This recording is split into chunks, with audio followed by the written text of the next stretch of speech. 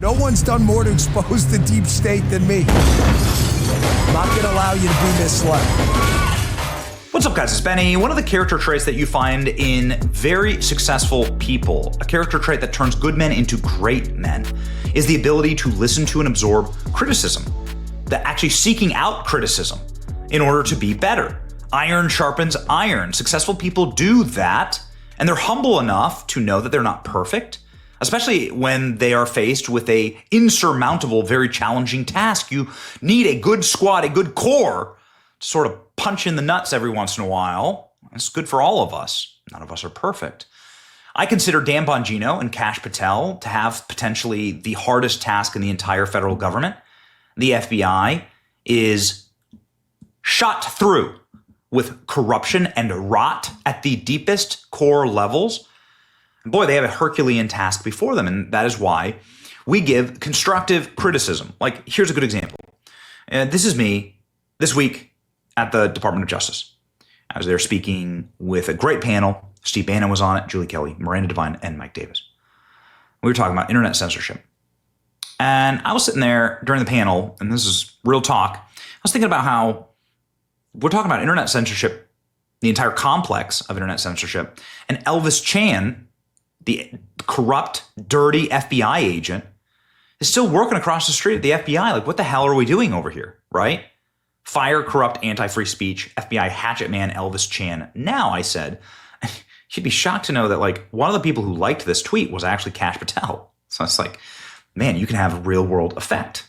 Anyway, if you want to look up Elvis Chan, who he is and what he's done, please do that. We have all of the receipts. This is the man who is responsible for censoring all critics of Donald Trump. And he was then promoted, of course, by corrupt FBI leadership. He should now be fired and criminally charged.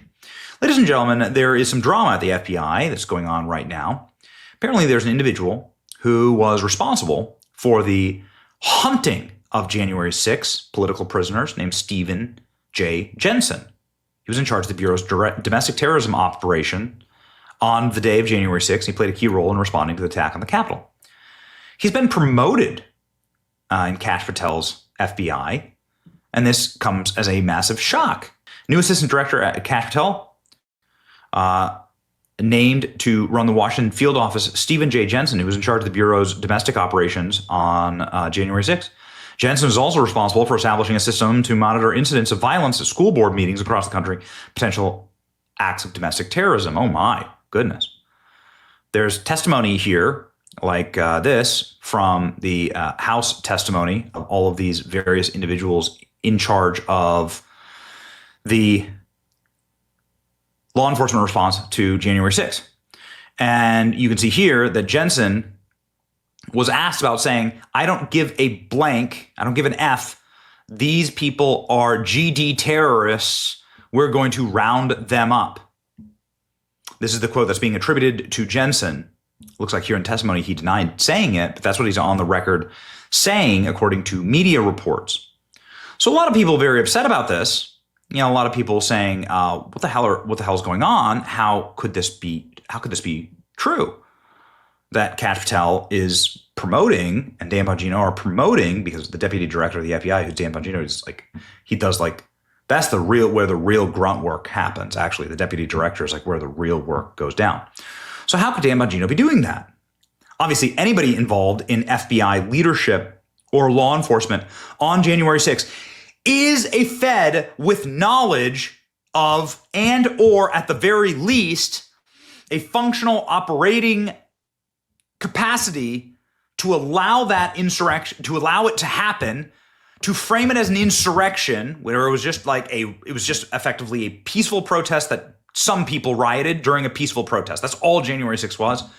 And then they hunted down their fellow countrymen. So if you're involved in the highest level of law enforcement on that day, you're complicit, and you most likely created the conditions for the Fedsurrection, which is what I call it, on January 6th. So again, this is my take on this, and why I'm very suspect of anything that, and every person who was involved in that needed to be fired. President Trump, upon entering office, fired every FBI agent and lawyer who was involved in prosecuting J6ers. They're all gone. But again, this is a cause for concern if somebody who's there that day in an FBI capacity, counterterrorism capacity, who wanted to hunt down J6ers is getting promoted. You can see like why people are upset. Well, Dan Bongino dropped this heater today and gave this really remarkable insight into the work that's being done at the FBI. Let's read it, and then I have some commentary on it. Headed back to DC today after spending the day back home with my wife and daughter. As I drive back to work, wow, he drives from Florida. And Dan Bongino lives in Florida, so he drives from Florida to DC. Goodness, that's quite a drive. I want to reassure you that nothing that is happening here is happening by accident. Talking about the FBI.